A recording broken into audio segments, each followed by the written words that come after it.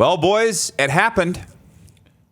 Max Paddock is a Prince Albert Raider. Just read the email from Phil Andrews puts out. Jacob Brooks, 17-year-old D-man, a second-round pick in 2020 and a conditional third-round pick in, is it 2022? Yeah, 2022. That's condition is on Max Paddock being back as a 20-year-old next year, which I think he's going to be. And I think PA's probably, looks like they should have a good team for next year as well. And if not, that's a good trading piece that they can get something else, because whoever's going for it next year is going to want Max as well. He's so good in the big games, and he's so good in the second half of the year. They're really going to like him there in PA.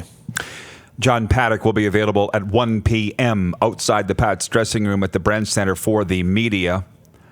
I'd like to talk to Huntsy. That's who I want to talk to. And just say, what is your take on this deal? Mm-hmm. And maybe I could shoot him a text, but I did on the weekend. And let's put it this way, he's a busy guy.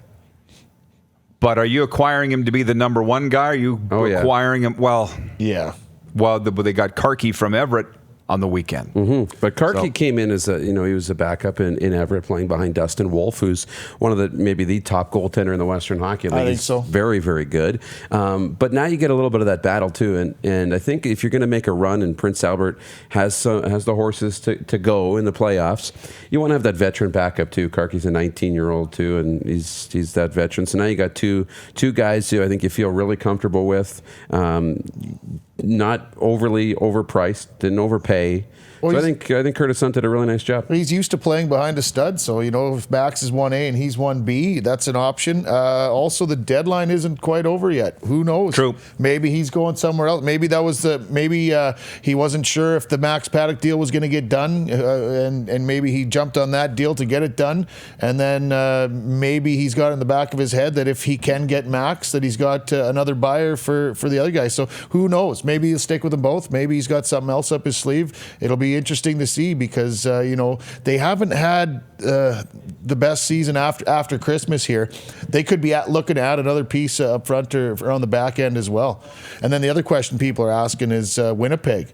Winnipeg needs a couple of pieces, even though they've been playing really well. What are they going to do? Are they going to pull the trigger on anything here?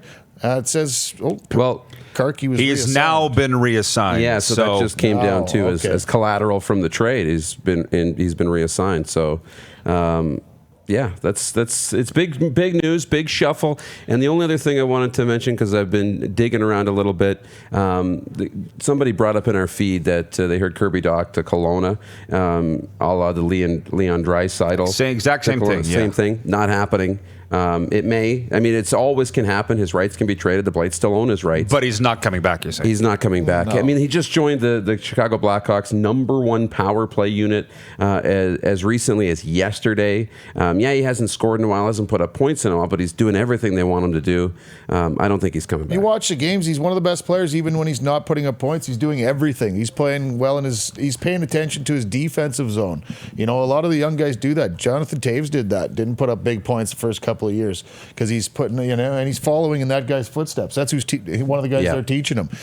So you watch the games. He's stronger than men out there. He's using his strength, using his size, and he's doing the little things. I can't see him coming back for anything. But Kirby Dach. Okay, well, we'll take a pause. So again, big time breaking news here on this Thursday morning of the Rod Pedersen Show. Max Paddock dealt to the Prince Albert Raiders. We'll break this down a little more.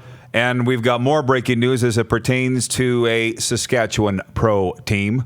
We'll talk about all this and more.